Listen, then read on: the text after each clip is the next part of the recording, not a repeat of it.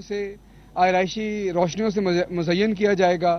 اور اس کے بعد 23 مارچ کو ہمارا جو فائر ورکس ہے آتش بازی اس کا بھی انتظام ہوگا۔ اس کے بعد جب ہم چلیں گے تو پھر ساون میلہ پچھلے سال سے انعقاد ہونا شروع ہوا،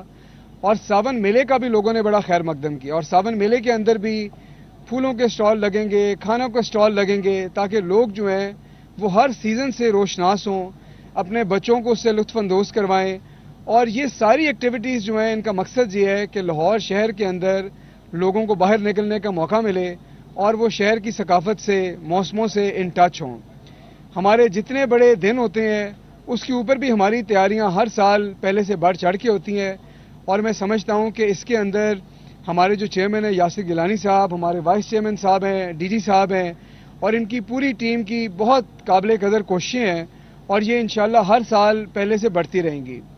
یہ جو تمام چیزیں آپ کو نظر آتی ہیں یہ تو سکسیس سٹوریز ہیں، یہ وہ کام ہیں جو شہریوں کے لیے ہوتے ہیں، لیکن اس کے پیچھے پس پردہ بہت سارے ایسے آپریشنل کام ہیں جس میں یہ ہمہ وقت مصروف رہتے ہیں، چاہے اس میں ہمارے گاڑیوں کی فلیٹ مینجمنٹ ہو، چاہے اس کے اندر وہ مالی ہوں جو اپنے ہاتھوں سے سارا دن آپ کے پارکس اور گرین بیلٹس کا خیال کرتے ہیں۔ ابھی ہم نے ان کے لیے جیکٹس منگوائی ہیں تاکہ نظر آئے کہ یہ پی ایچ اے کے مالی ہیں، ان کو مانیٹر بھی کیا جا سکے اور ان کی وابستگی بھی پی ایچ اے کے برانڈ کے ساتھ زیادہ مضبوط ہو، تاکہ اس کو ایک ادارے کے طور پر ہم آگے لے کے جائیں۔ اسی طرح شہر میں گرین ویسٹ کا بہت بڑا مسئلہ تھا، ہم نے 35 مشینیں منگوائی ہیں اور پورے شہر سے اس گرین ویسٹ کو اکٹھا کر کے اس کو پیس کر کھاد بنائی جا رہی ہے۔ اور آگے جا کے ہمارا جو سب سے بڑا چیلنج ہے وہ یہ ہے کہ ہم نے پی ایچ اے کا financial plan, business plan, sustainability plan بنانا ہے، تاکہ ہم اس بات کو یقینی بنائیں کہ ہمارے پاس وہ تمام ریسورسز موجود ہیں جن کی مدد سے اس شہر کو آگے لے کے جایا جا سکتا ہے اور اس ساری ایکٹیویٹیز کو ایک نئے اسکیل پہ مزید آگے لے کے جایا جا سکتا ہے۔ کچھ باتیں اب پی ایچ اے کے علاوہ کر لیں۔ کل نیشنل سیکیورٹی ہماری جو کمیٹی ہے اس نے پہلی نیشنل سیکیورٹی پالیسی کو اپروو کیا ہے، اس کو اب کابینہ میں پیش کیا جائے گا، اور سب سے اہم چیز یہ ہے کہ اس میں اس بات کا اندازہ کیا گیا ہے، اس کو ریکگنائز کیا گیا ہے کہ ہماری جو معاشی سیکیورٹی ہے اسی میں ہماری نیشنل سیکیورٹی مضمر ہے، اور یہ وہ چیز ہے جسے تمام اداروں کو، معاشرے کے تمام طبقوں کو، ہم سب کو سمجھنا ہے۔ اور اس پالیسی کے اندر ایک بہت ہی ڈیٹیلڈ امپلیمنٹیشن فریم ورک دیا گیا ہے، اور یہ ریاست کے تمام اداروں کو گائیڈ کرے گا تاکہ ہر شخص، ہر ادارہ، ریاست کا ہر جو رکن ہے اس کی جو ایکٹیویٹیز ہیں وہ سنکرونائز ہوں اور ہم سب نیشنل سیکیورٹی کی طرف چلیں۔ اسی کے ساتھ ساتھ نواز شریف صاحب کے حوالے سے بڑا شور ہے، لیکن ان کا پاسپورٹ جو ہے وہ بلاک ہے، ان کا اور ایکسپائر بھی ہونے والا ہے، ان کا ویزا بھی ایکسپائر ہو رہا ہے، تو مسلم لیگ نون کو یہ بات سمجھ آ رہی ہے کہ اب میاں صاحب کو واپس آنا پڑے گا، اور وہ ان کی واپسی جو کہ ایک قیدی کی واپسی ہے اس میں ایک فتح ڈھونڈنے کی کوشش کر رہے ہیں، لیکن اس میں فتح ان کو صرف قانون کی نظر آئے گی، ایسا قانون جو ان کو مجبور کرے گا کہ وہ واپس آئیں اور قانون کے مطابق اپنی سزا کاٹیں اور جیل جائیں۔ ان کے آنے سے حکومت تو پریشان نہیں ہے، لیکن کچھ لوگ ان کے آنے سے ضرور پریشان ہیں، اور وہ شاید ان کے اپنے خاندان کے لوگ ہیں، جس میں میاں شہباز شریف صاحب ہیں اور حمزہ شہباز صاحب ہیں، کیونکہ ان کو میرے خیال میں یہ ٹینشن ہے کہ اگر میاں صاحب واپس آئے اور جیل گئے تو وہ ڈیل جس کی تلاش میں وہ در بدر بھٹک رہے ہیں، اس ڈیل کا حصول شاید مزید مشکل ہو جائے گا اور وہ ڈیل ان کو اب مل نہیں پائے گی۔ تو بہرحال قانون کا راستہ واضح ہے اور ان کو اس میں آنا پڑے گا۔ دوسری بات یہ ہے کہ حکومت جو ہے، حکومت پنجاب ترقی کے راستے پہ گامزن ہے۔ کل آپ نے دیکھا کہ وزیر اعلیٰ پنجاب عثمان بزدار صاحب نے گلاب دیوی پہ عبدالستار ایدھی انڈر پاس کا افتتاح کیا، اور ان کے نام سے اس انڈر پاس کو اس لیے منسلک کیا کہ رہتی دنیا تک ان کی جو کاوشیں تھیں ایدھی صاحب کی ان کو یاد رکھا جا سکے۔ یہ انڈر پاس جو ہے یہ ہمارے شہر کے 3 بڑے ہسپتالوں کو سروس کرے گا اور قصور سے آنے جانے والی ٹریفک کے مشکلات جو ہیں ان کو بھی دور کرے گا۔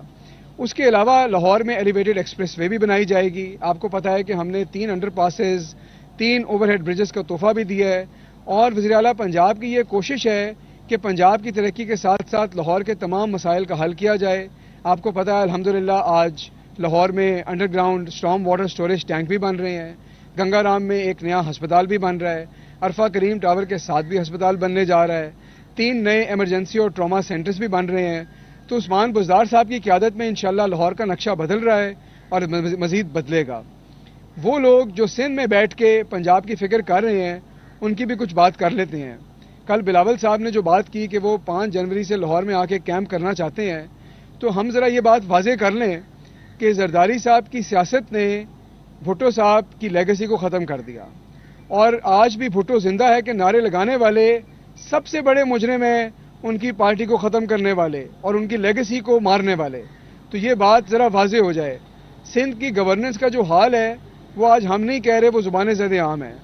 دنیا بھر کہہ رہی ہے کہ سندھ کا جو حالات ہیں وہ بہت ہی پسماندہ ہیں, اور سندھ اس وقت پورے پاکستان میں سب سے پیچھے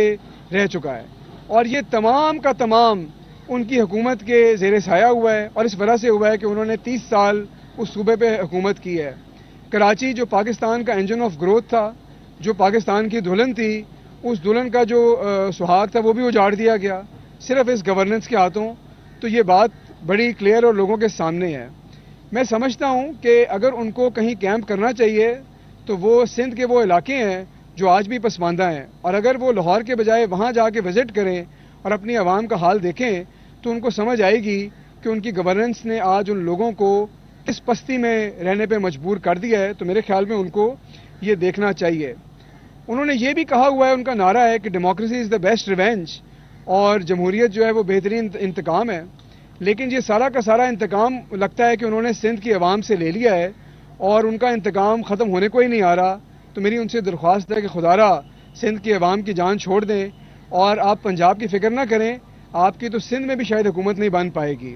لیکن اگر آپ لاہور آنا چاہتے ہیں تو آپ لاہور آئیں, آپ دہی بھلے کھائیں, 1.5-2 درجن لوگوں سے اپنا خطاب بھی کریں, اور اس کے بعد اگر آپ واپس سندھ جانا چاہتے ہیں تو آپ چلے جائیں. لیکن اس سے زیادہ میں نہیں سمجھتا کہ لاہور میں اور پنجاب میں آپ کی کوئی سیاسی حیثیت ہے یا آپ کو کوئی سیاسی ویلکم ملے گا. شکریہ. حسان بھائی یہ بتائیے گا کہ بلاول بھٹو زرداری 5 کو آ رہے ہیں, تو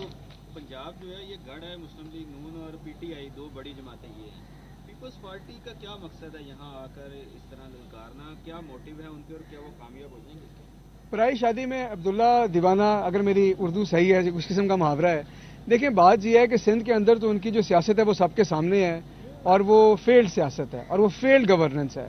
اور میں سمجھتا ہوں کہ یہ دھوکہ ہے سندھ کے عوام کے ساتھ کہ آپ نعرہ لگاتے ہیں بھٹو صاحب کا, نعرہ لگاتے ہیں روٹی کپڑا اور مکان کا, اور روٹی کپڑا اور مکان آپ کو کون دے رہا ہے؟ تحریک انصاف کی حکومت دے رہی ہے. نیا پاکستان ہاؤسنگ پروگرام, غریب لوگوں کے سر پہ چھت ڈالنے کا پروگرام ہے, لوگوں کے گھروں میں سستا راشن دینے کا پروگرام تو تحریک انصاف دے رہی ہے. تو یہ کس چیز پہ عوام سے دھوکہ کر رہے ہیں؟ اور آپ وہ سمجھتے ہیں کہ پنجاب میں آ کے وہ سیاست کر سکیں گے؟ سندھ کا جو سیاسی ماڈل ہے کہ لوگوں کو دبایا جائے, کرپشن کی جائے, دھونس دھاندلی کی جائے, پیسے دے کے لوگوں کو خریدا جائے, یہ نون لیگ بھی کرتی رہی ہے, ان کا ماڈل تھوڑا سا فرق ہے, لیکن یہ پنجاب میں چلے گا نہیں. پنجاب میں پرفارمنس کی سیاست ہے, اور پرفارمنس کی سیاست کے اندر پیپلز پارٹی ایک فیلڈ جماعت ہے, اس لیے تو لوگوں کے سامنے ہے. تو میں نہیں سمجھتا کہ ان کو لاہور میں کوئی چیز ملے گی. وہ ویسے ہی کوشش کر رہے ہیں کہ شاید لاہور میں اپنی سیاست کو زندہ کریں. اگر وہ پنجاب میں اپنی سیاست کو زندہ کرنا چاہتے ہیں تو میرا ان کو مشورہ ہے کہ وہ گورننس سے اور پرفارمنس سے اس کو کریں. یہ ان باتوں سے نہیں ہوگا. جی خالد صاحب, نواز شریف کی واپسی کی ہم نے بات